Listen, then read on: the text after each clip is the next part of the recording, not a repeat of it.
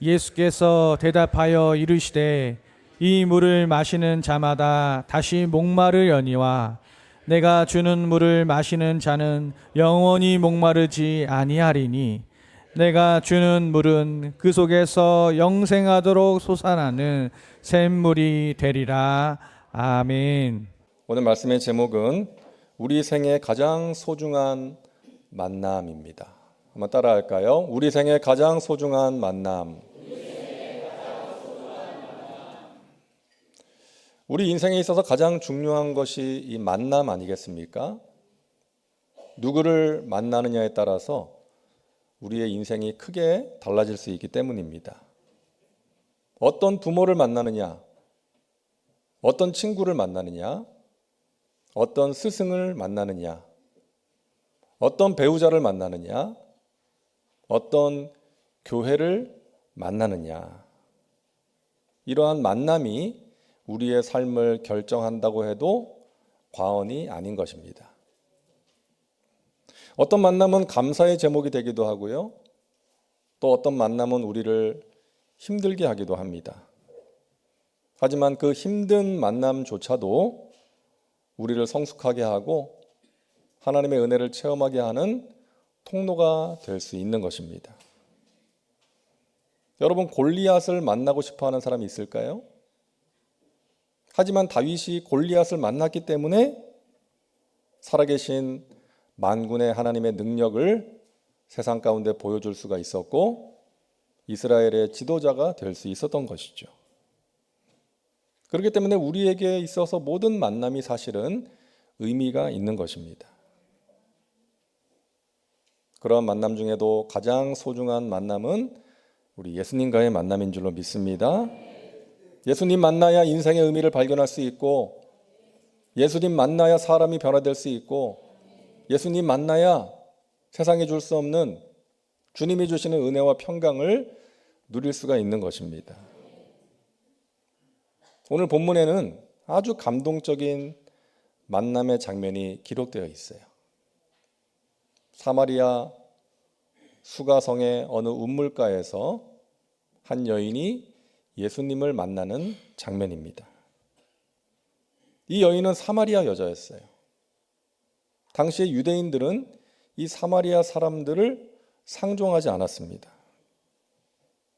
왜냐하면 BC 722년에 아수르가 이스라엘을 정복하고 나서 그 이스라엘의 사마리아 지역에 다른 민족 사람들을 이주시켜서 살게 했어요.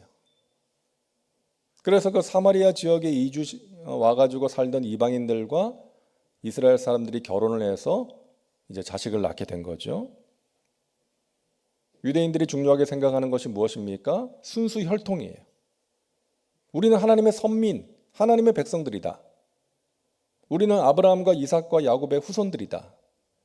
이게 중요했잖아요.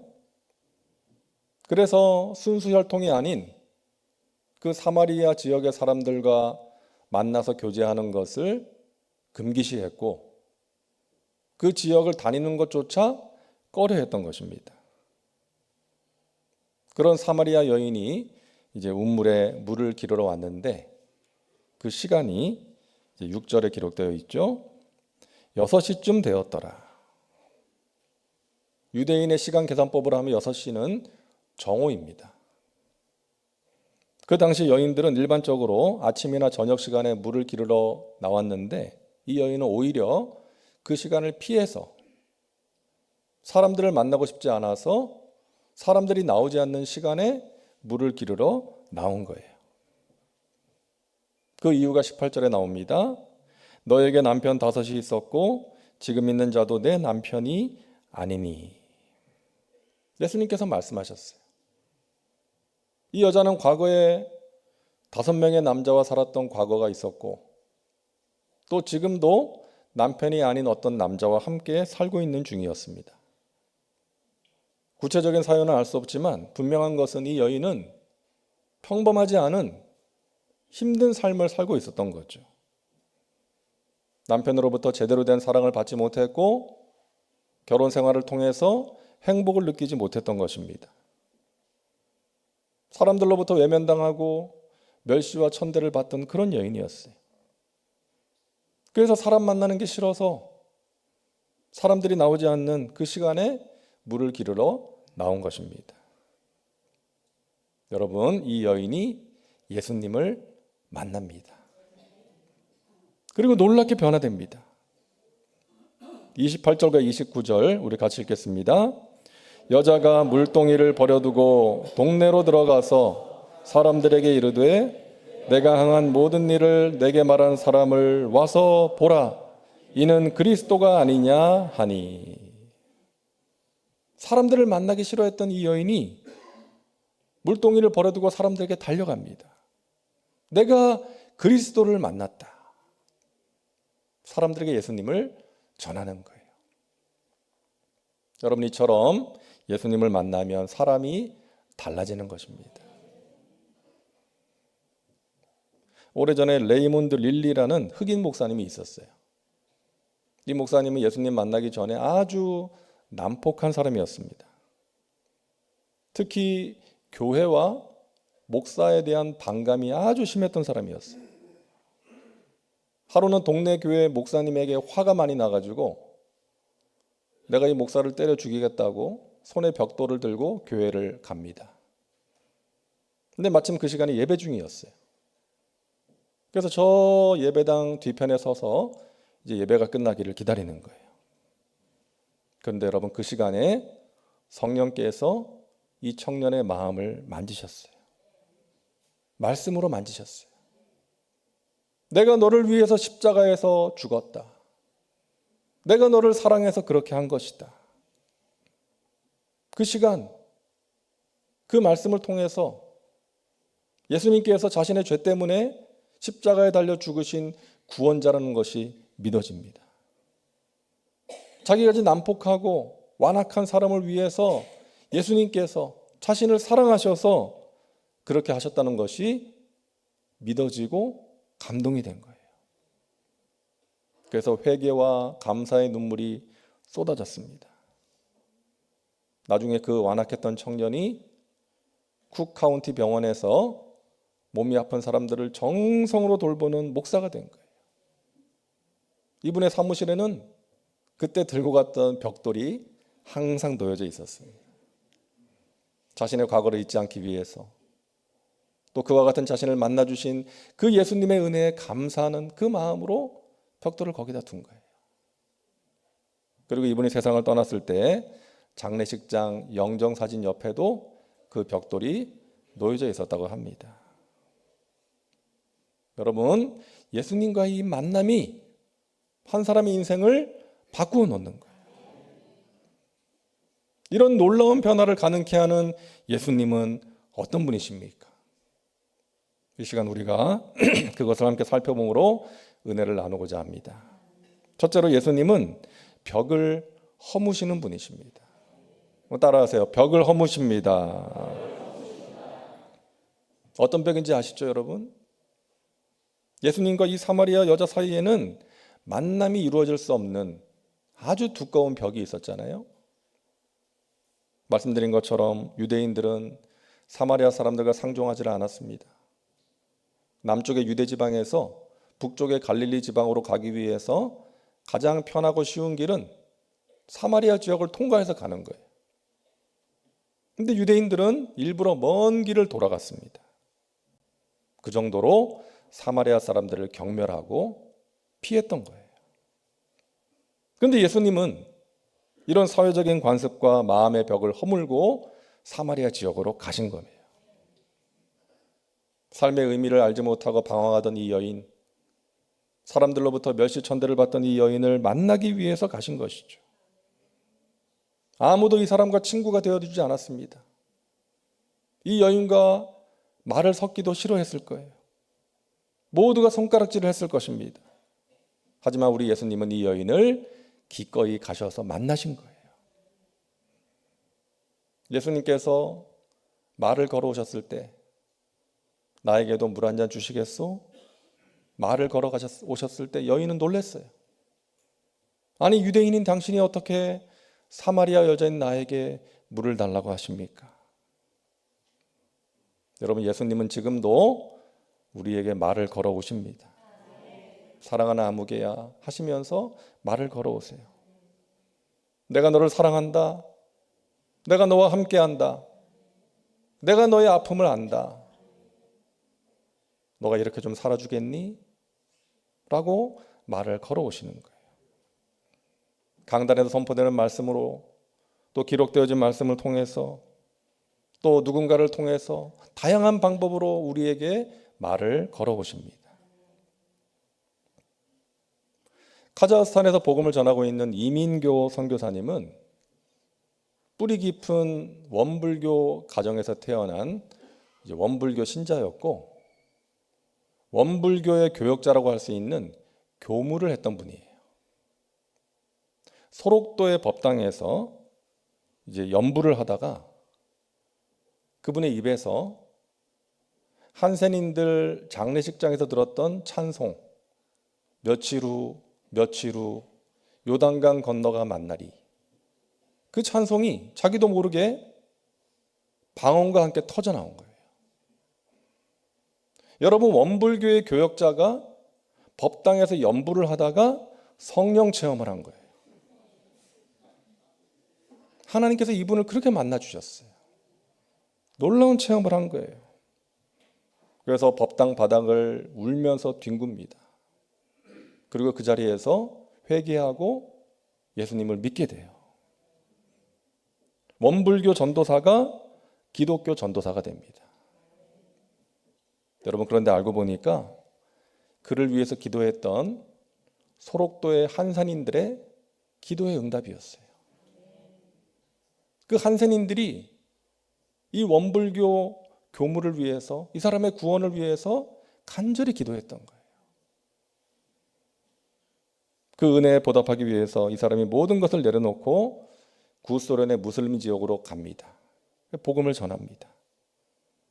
그 지역에 있는 농아들을 상대로 교회를 개척했어요. 그들이 자립할 수 있도록 일터 교회를 세워서 콩나물을 키우고 두부를 만들고 이제 뻥튀기를 팔아가지고 돈을 벌게 해주고 스스로 자립적으로 생활할 수 있는 여건을 만들어줍니다. 그러면서 복음을 전했어요. 지금도 그러고 있어요. 그리고 축구팀을 만들어서 이제 그들에게 축구를 가르쳐주고 함께 경기에 나가면서 복음을 전하고 있는 것입니다.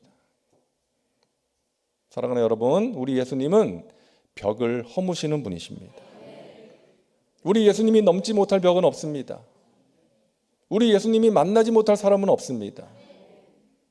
원불교의 교역자도 법당에서 예수님을 만나는 거예요. 우리 예수님께서 그렇게 찾아가시는 것입니다. 그러므로 여러분, 누군가를 위한 기도, 누군가를 위한 전도 절대로 포기하지 마시기 바랍니다. 우리는 할 수 없지만 전능하신 주님은 하실 수가 있는 거예요. 혹시나 우리 안에 예수님께서 허물고 싶어 하시는 벽이 있지 않은지, 우리 스스로가 그 벽을 혹시나 세우고 있지는 않은지 돌아봐야 되겠습니다. 우리 안에 있는 교만의 벽이 허물어져야 됩니다. 교만은 하나님의 은혜를 체험하지 못하게 하는 무서운 벽입니다. 패망의 선봉입니다. 그 벽이 허물어져야 됩니다. 정죄와 미움의 벽이 허물어져야 됩니다. 서로를 사랑하지 못하게 만드는 그 어떤 벽도 우리 가운데 존재하지 말아야 됩니다. 차별의 벽도 무너져야 됩니다. 여러분, 이스라엘 사람들은 사마리아 사람들을 차별했어요. 하나님의 백성이라는 그들이 서로 사랑하지 못하게 만드는 벽을 세운 거예요. 예수님께서는 그것을 허물기 위해서 사마리아로 가신 것입니다. 야고보서 2장 9절에 만일 너희가 사람을 차별하여 대하면 죄를 짓는 것이다 라고 말씀하십니다. 여러분, 교회 안에 차별이 있어서는 안 됩니다. 세상은 사람들을 차별해요. 많이 배운 사람, 못 배운 사람, 많이 가진 사람, 그렇지 못한 사람, 높은 사람, 낮은 사람, 이렇게 차별하지만 교회는 그런 세상의 가치관을 허물어버리는 곳이 되어야 하는 것입니다. 여러분, 직분이 계급이 되어서는 안 됩니다. 높아지는 것, 올라가는 게 아니에요. 직분은 낮아져서 섬기라고 주시는 것입니다. 너가 오랜 세월 신앙생활하고 더 많이 알고 더 많이 경험했으니까 더 많은 책임감을 가지고 더욱더 겸손하게 낮아져서 섬기라고 주시는 거예요.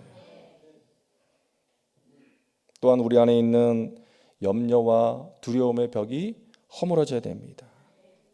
우리 주님께서 그 벽을 허무십니다. 두려워하지 말아라, 염려하지 말아라 말씀하십니다. 주는 평화 막힌 담을 모두 하셨네. 주는 평화, 우리의 평화, 우리의 평화, 주는 평화, 주는 평화 막힌 담을 모두 하셨네. 주는 평화, 주는 평화,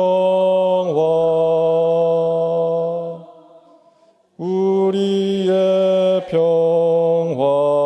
염려다 맡기라, 염려다 맡기라. 주가 돌보시니 주는 평화, 우리의 평화.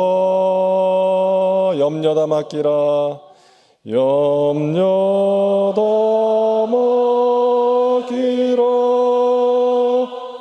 주가 돌보시니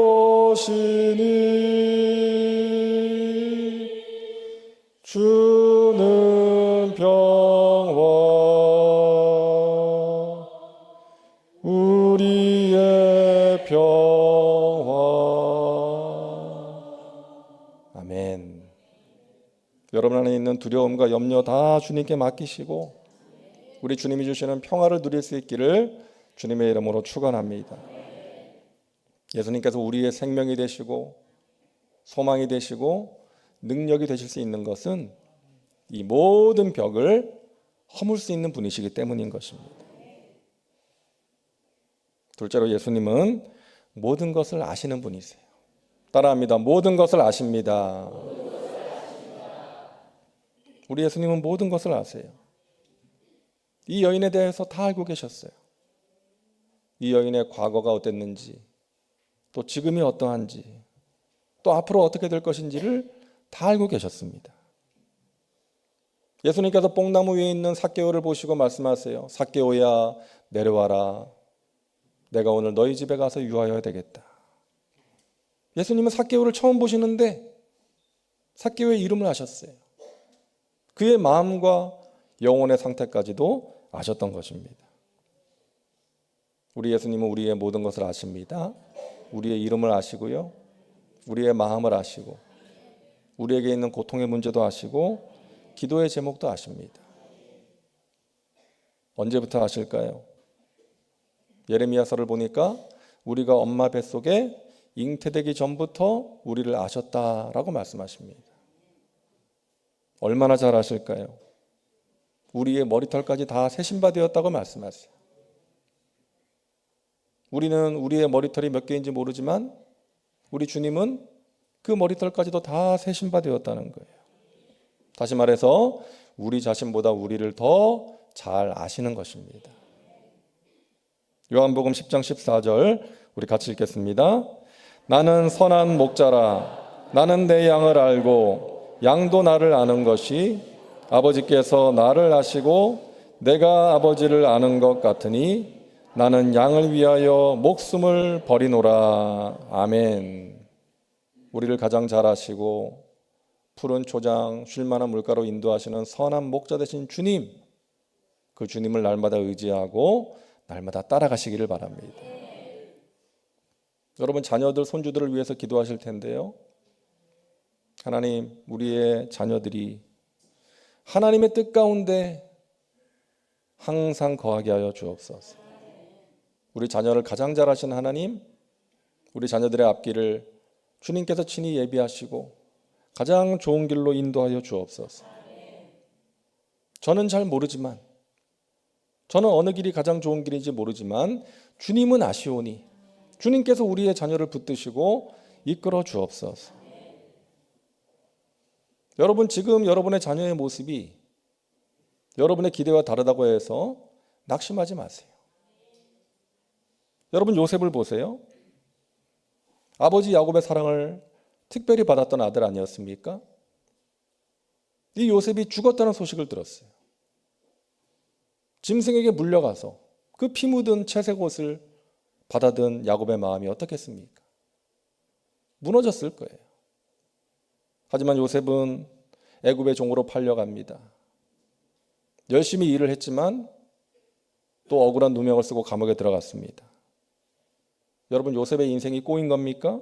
실패한 것입니까? 그렇지 않았어요.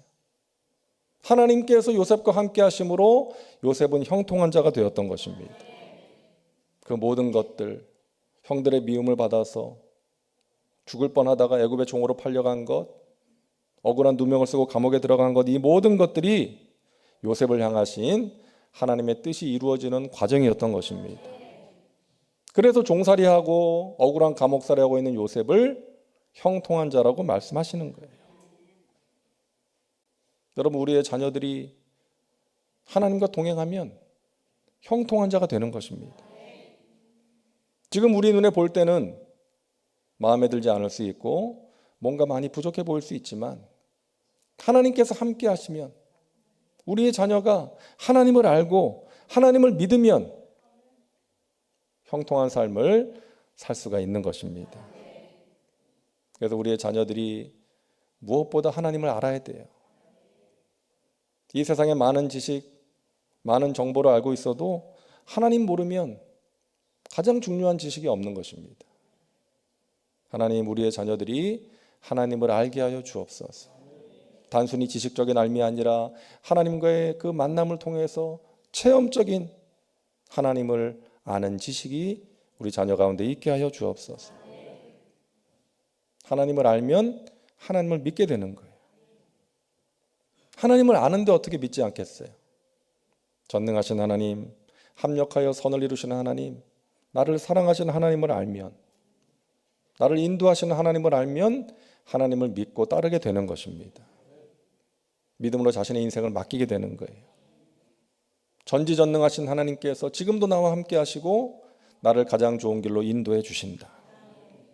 나의 갈 길 다 가도록 주님께서 인도하심을 믿습니다 하면서 살아가게 되는 것이죠.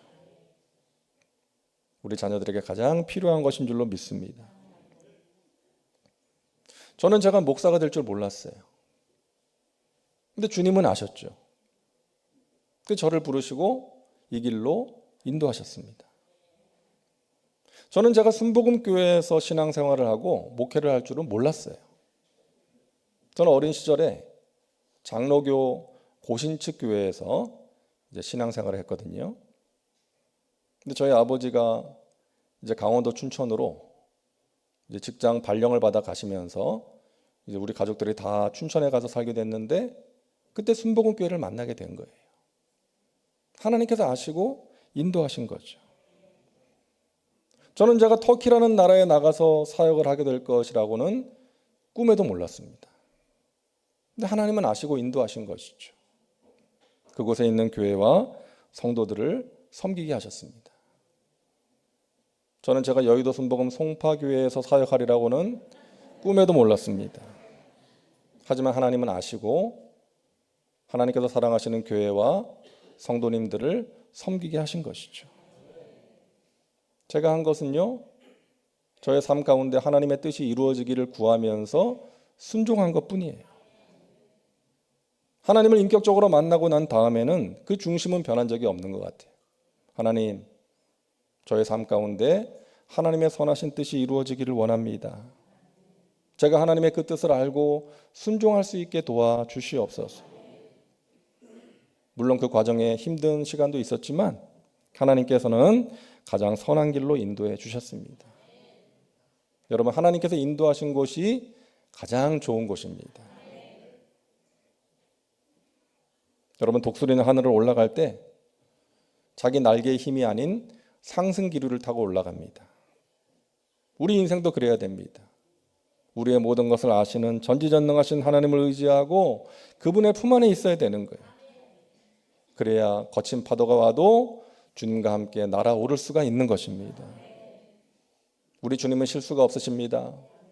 우리의 모든 것을 아시고 우리에게 필요한 것을 아시고 우리가 구하는 것을 아시고 가장 좋은 것으로 응답해 주시는 것입니다.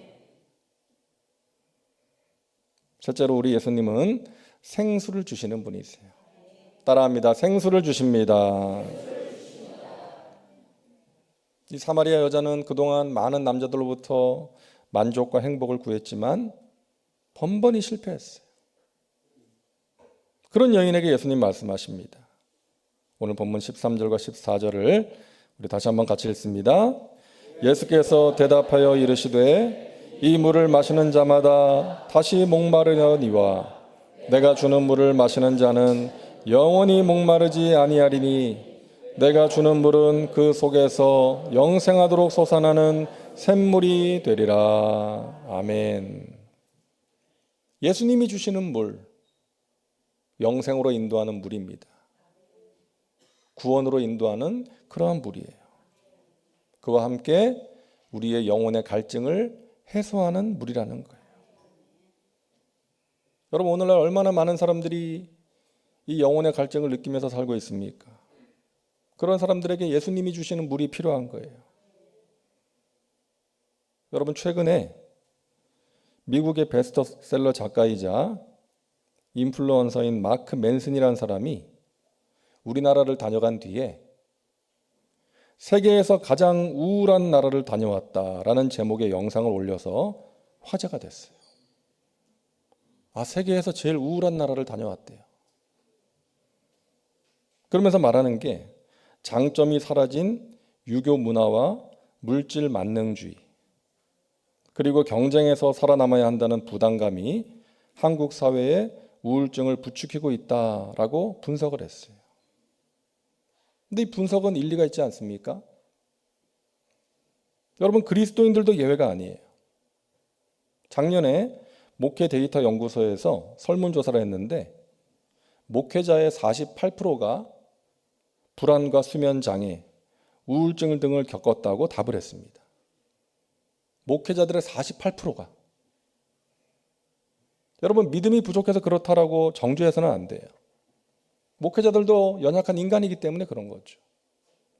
또 성경을 보면은 모세도 엘리야도 바울도 비슷한 증세를 경험하지 않았습니까? 마틴 루터나 스펄전 같은 위대한 목회자들도 심각한 우울증을 경험했다는 그런 기록이 있어요. 여러분, 우울증은 감정의 침체가 일정 기간 이상 지속되는 상태를 말합니다. 근데 정서적인 감기라고 부를 정도로 누구나 쉽게 걸릴 수가 있는 거예요. 근데 감기가 큰 병으로 발전할 수 있는 것처럼 이 우울증을 잘 다스리지 못하면 영적으로 침체되고 무기력한 삶을 살아갈 수가 있는 것입니다. 그래서 우리는 우리 마음을 다스릴 수 있는 노하우를 가지고 있어야 돼요. 크리스천 작가인 아서 고든이라는 분이 자기가 우울증에 빠진 적이 있었다고 고백을 했습니다. 삶의 의욕을 잃어버리고 심지어 삶을 마치고 싶은 그런 충동이 밀려왔다는 거예요. 가까운 친구였던 정신과 의사를 찾아갔어요. 그 이야기를 했더니 3가지 처방을 적어주면서 다음날 아침부터 한 가지씩 실천하라고. 그 다음날 아침 9시에 첫 번째 처방전을 펼쳤더니 거기 이런 글이 써 있었습니다. 자네가 지금까지 살면서 제일 행복했던 순간을 생각해 보게. 이게 첫 번째 처방이었어요. 지금까지 살면서 행복했던 순간들을 떠올려 보라는 거예요. 그래서 이 고든이 자신이 좋아하는 바다를 바라보면서 과거에 행복했던 추억을 떠올립니다. 마음이 한결 좋아졌어요. 오후 3시에 두 번째 처방전을 열었습니다. 자네의 삶의 목표와 방향을 점검해 보게. 내가 무엇을 위해 살고 있는가 생각해 보니까 하나님의 영광이 아니라 자기의 영광을 추구하면서 살았다는 것을 깨닫게 되었어요. 오후 6시에 세 번째 처방전을 열었습니다. 자네의 잘못을 하나님께 고백하면서 죄를 백사장 위에 써보게. 그 바다로 가서 백사장 위에다가 자신의 죄를 기록합니다. 하나님, 제가 이렇게 살았습니다. 이런 잘못을 했습니다. 그게 쭉 적었는데 갑자기 파도가 확 몰려오더니 자기가 적은 것들을 싹 사라지게 했어요. 그 순간 깨달았습니다. 예수님의 보혈이 나의 모든 죄를 깨끗이 씻었구나. 그러면서 감사하면서 백사장을 걸으면서 찬송을 부르고 또 기도를 하고 그러면서 우울증으로부터 해방될 수 있었다는 그런 이야기입니다. 그 자리가 치유와 회복의 자리가 된 거예요. 사랑하는 여러분, 많은 사람들이 무기력하게 살아가고 있습니다. 우리 믿음의 백성들도 미움과 증오 속에서 또 자기 연민과 우울증 속에서 살아가는 사람들이 많이 있다는 거예요. 이 사마리아 여인처럼 마음의 갈증, 영혼의 갈증을 가지고 살아가는 사람들이 있다는 거죠. 그 갈증을 해결할 수 있는 물은 오직 예수님께 있는 줄로 믿습니다. 예수님께 가서 그 물을 받아 마셔야 돼요. 육체의 갈증을 해결하는 물이 아니라 영혼의 갈증을 해결하는 물을 우리 예수님으로부터 받아 마셔야 되는 것입니다. 여러분, 돌아가신 이어른 교수님의 딸 이민아 목사님, 어릴 때부터 아버지의 사랑을 갈구했지만 아버지는 무서운 아버지였고 항상 바쁜 아버지였어요. 아버지로부터 사랑을 제대로 받지를 못했어요. 일찍 결혼했습니다. 하지만 그 결혼 생활도 오래가지 못했어요. 받은 상처 때문에 앞으로 그 누구도 사랑하지 않으리라 다짐을 하게 되었다고 합니다. 그러다가 예수님을 만나게 된 거죠. 예수님 만나고 예수님의 사랑을 알게 된 거예요. 그러고 나니까 그동안 자신이 받은 상처가 누군가의 잘못 때문이 아니라 자기 때문이었다는 것을 깨닫게 된 거예요. 내가 그동안 계산적인 사랑을 했구나. 내가 너에게 10을 줬는데 너는 나에게 5밖에 안 줘? 그러면서 스스로 상처를 받았다는 거예요. 근데 예수님의 사랑은 그런 게 아니지 않습니까? 일방적으로 주는 사랑이고 희생하고 헌신하는 사랑인 거예요. 그 사랑을 알고 나서 자신의 마음에 있던 미움과 상처가 사라졌다는 거예요. 그리고 예수님이 가르쳐 주신 그 사랑으로 어둠 가운데서 방황하는 청소년들을 섬기는 사역을 했던 것입니다. 사랑하는 여러분, 이 자리가 우리의 수가성 운물가가 될 수 있기를 바랍니다. 예수님을 만남으로, 예수님이 주시는 생수를 받아 마심으로 우리의 영혼의 갈증이 해소되고 우리 주님이 주시는 치유와 회복을 경험할 수 있기를 간절히 소망합니다.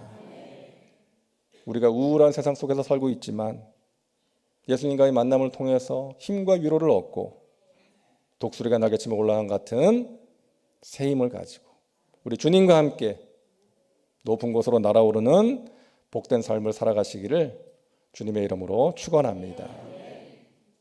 기도합니다. 하나님, 감사합니다. 우리를 택하시고 불러주시고 하나님의 자녀로 하나님의 품 안에서 살게 하시니 감사합니다. 우울한 세상 속에 살고 있지만 우리 예수님과의 만남을 통해서 힘과 위로를 얻게 하시고 하나님의 은혜 가운데 승리하는 복된 삶을 살게 하여 주시옵소서. 예수님의 이름으로 기도하옵나이다. 아멘.